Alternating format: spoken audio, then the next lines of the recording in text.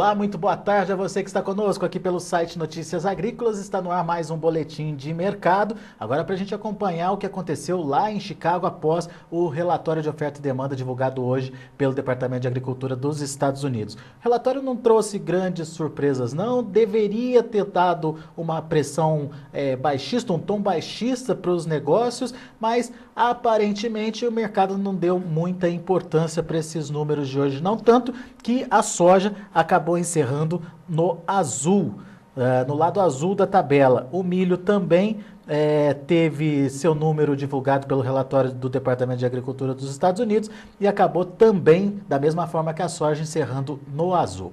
Vamos entender esses números de hoje do relatório do Departamento de Agricultura dos Estados Unidos e, claro, a partir desses números, quais são as tendências aí para o mercado, conversando com o Fernando Pimentel, lá da AgroSecurity.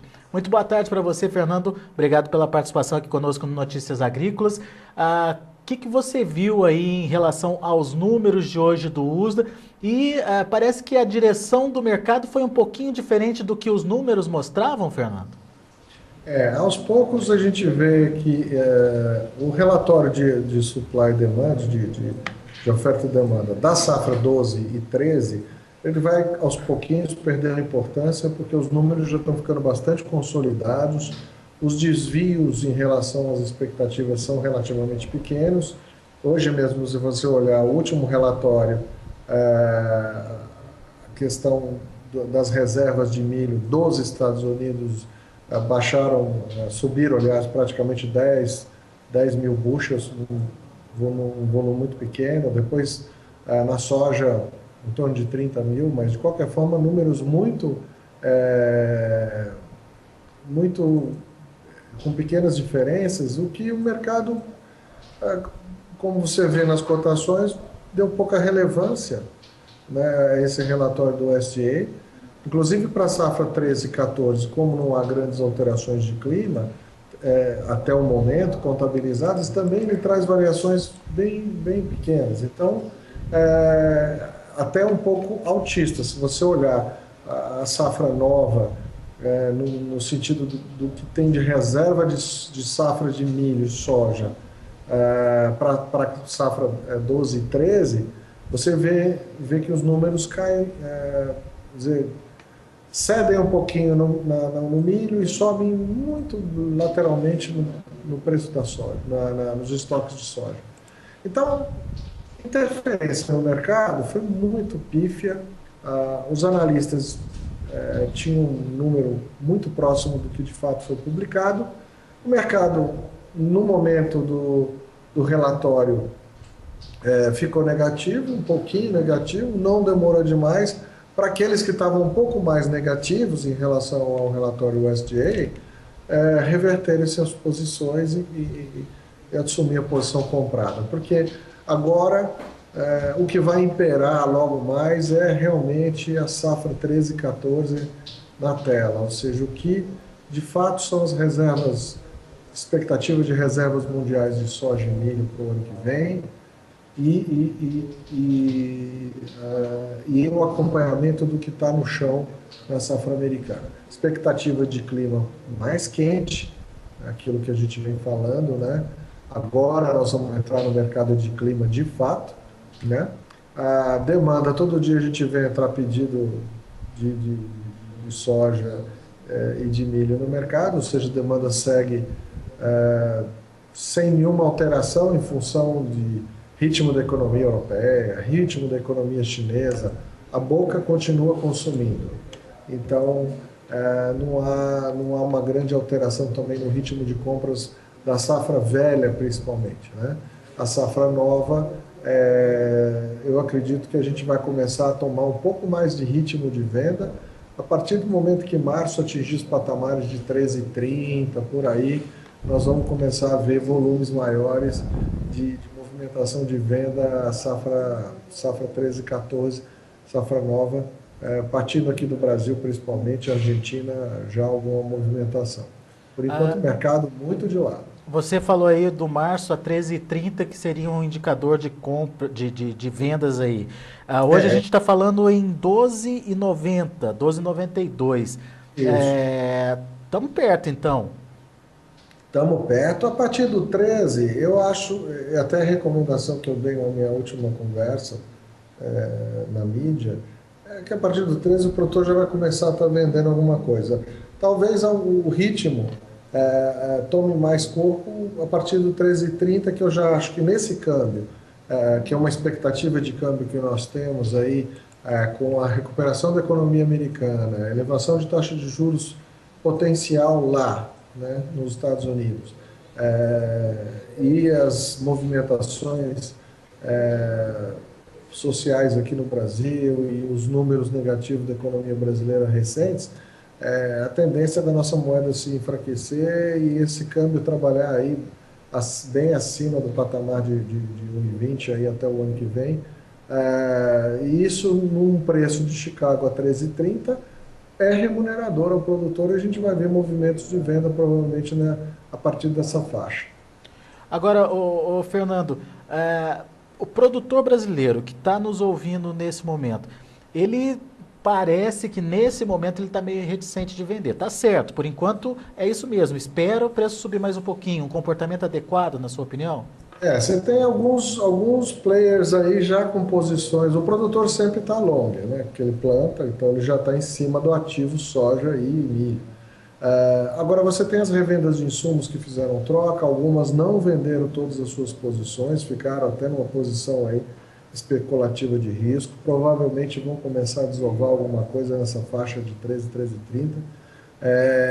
E o produtor também que não vendeu, que está, vamos dizer, que captou dinheiro no sistema financeiro, não optou por captar dinheiro junto a trade ou comprar, fazer troca junto à revenda cooperativa, esse produtor vai começar a se mover, talvez já a partir desse 13,30 ele deve trabalhar já fazendo uma conta, por exemplo, com câmbios de 2,27, 2,26, 2,30 para 2014, que são bastante realistas, né? Eu não acredito numa força do Banco Central brigando contra a maré que virá especulativa em cima da moeda brasileira. Então, a 13,30 você vai ver preços aí, por exemplo, no leste do Mato Grosso, na faixa aí de R$ 48, R$ 49 reais a saca, que já remunera satisfatoriamente o produtor. Talvez aí na região de Rio Verde, Goiás, aí na faixa de 52, 53, que são já valores que interessam bastante ao produtor. É claro que na maioria dos casos você não terá condições de fazer fixação de câmbio agora, porque o custo do hedge de moeda nessa volatilidade fica caro. Então, o que a gente vai ver mais no campo esse ano são ofertas em dólar, 22, 23, 24 dólares, a saca para fixação do câmbio lá mais à frente, talvez em dezembro, janeiro, ou contra entrega, porque realmente num ambiente volátil de câmbio como nós temos agora, o custo de hedge de moeda pode onerar um pouco mais a operação, que não interessa nem para quem compra e nem para quem vende. Mas daí, Fernando, não é meio que um tiro no escuro, não? O produtor, será que a venda em dólar para o produtor, será que não pode trazer uma consequência ruim depois? Alexandre, depende muito da região do produtor e do regime de compra que ele tem. Muito produtor compra fertilizante e defensivos em dólar, Tá. até porque ele tenta trabalhar o hedge natural. Ele tem um ativo dolarizado, que é a soja, ele precisa desses insumos para plantar, então ele casa as moedas em função da negociação que ele tem com esses fornecedores. Claro que existe uma parcela substancial do custo de produção que não é dolarizada, é em reais. A mão de obra, o óleo diesel, custos de operações de armazém, manutenção de máquinas, essas coisas todas são em reais. Então, ele não deve vender toda a sua soja, provavelmente, em dólar. No Cerrado, por exemplo, onde a prática da compra de insumos, principalmente no Mato Grosso, em dólar, ela é frequente, normalmente para o produtor seria positivo trabalhar até 50% a 60% das suas vendas dolarizadas. Ele trabalharia dentro do seu hedge natural. Aos produtores que fizeram troca com o sistema de distribuição de insumos, as revendas, esse já travou tudo. Travou a moeda, travou o frete, travou o basis, travou Chicago, enfim, e travou o preço dos insumos, enfim, ele já simplificou a sua vida devendo em soja ou devendo em milho. E agora existe uma fração grande de produtores que operam na região mais ao sul do país que trabalham em cima de cooperativas. E esses produtores normalmente trabalham descasados de moeda. Eles compram nas cooperativas seus produtos em reais ou compram em reais e logo em seguida transformam isso no pré-custeio de financiamento e ficam endividados em reais com o ativo em dólar. Mas é a velha história. Com o dólar na tendência de alta, isso não é muito negativo. Nós temos um dólar em tendência de alta, então dever em reais e ter ativos em dólar não é ruim, mas é a velha história. É especulativo, mas como tendência do dólar não é de voltar para o patamar de 2, está mais próximo de ir para 2,40 do que vir para 2,00, então não chega a ser um risco muito grande. Mesmo porque esses produtores que estão ao sul normalmente vendem sua soja em melhores condições e têm uma remuneração melhor por unidade diária, uma margem melhor por hectare. Então eles têm um colchãozinho um pouco maior para especular com o câmbio eventualmente. Os do Cerrado, nem tanto. Eles trabalham numa agricultura de escala e acabam tendo que fazer uma gestão mais profissional de moeda, de Chicago e tudo mais. Né? A gente já conhece essa história.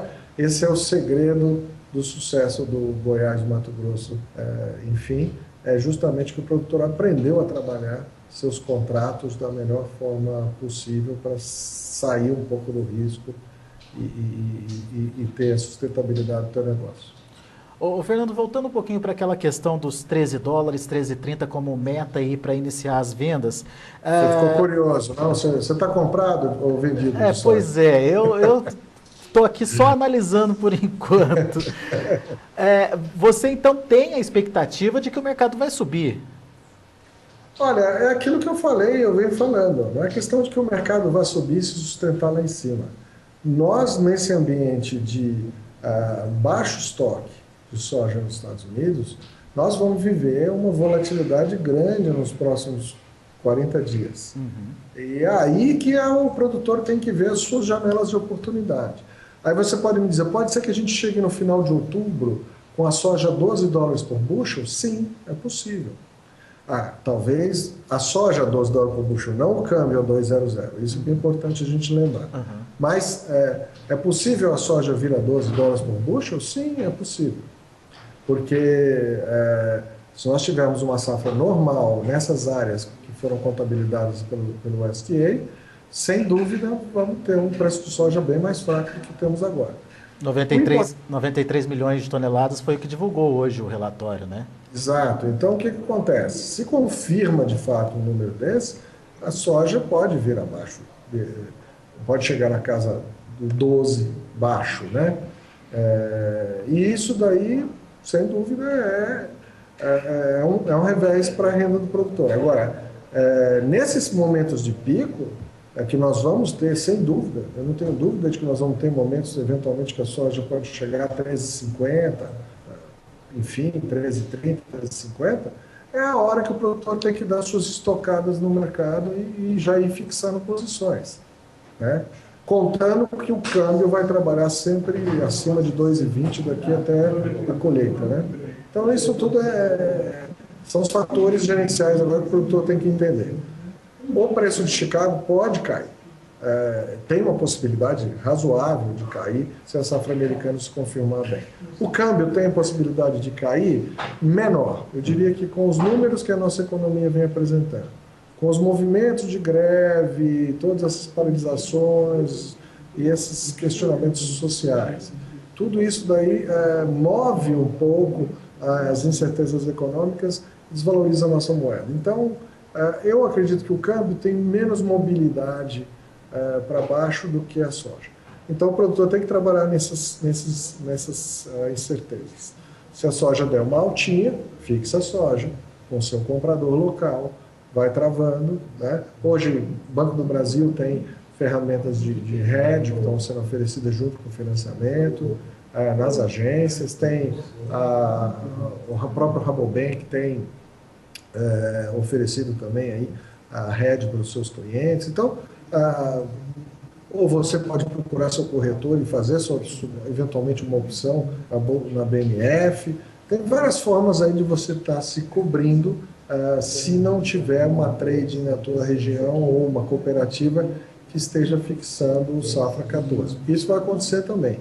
Às vezes o produtor vai ver Chicago a 13,30, vai passar no armazém na sua região e falar, olha, eu gostaria de fixar a safra 14. Hoje nós não estamos comprando. Isso acontece às vezes. Então o produtor tem que já buscar suas alternativas para travar e travar os seus preços 14 da maneira que for possível. A melhor maneira de fazer sempre é no armazém regional seu, que é aquele lugar onde você vai fisicamente entregar a soja.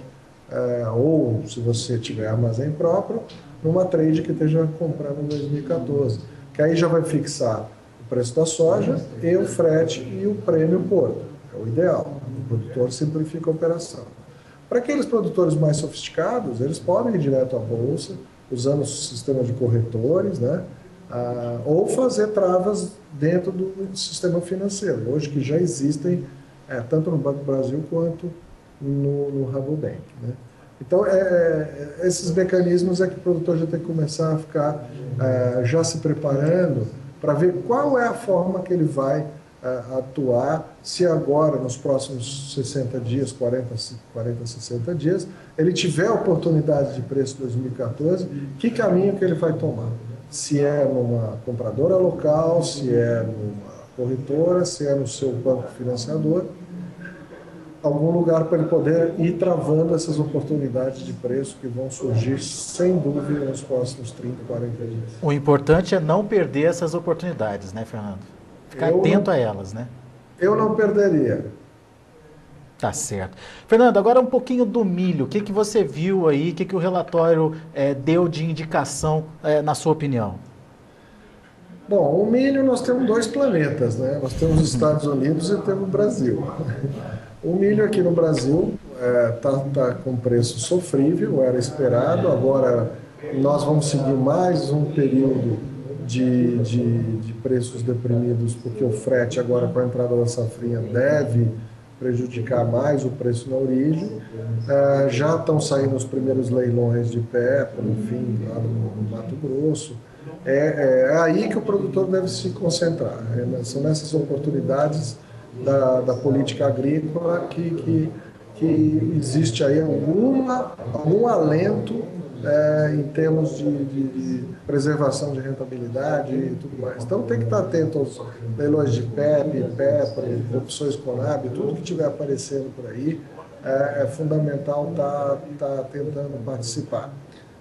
Em algumas regiões ainda existe algum nível de preço para exportação, né?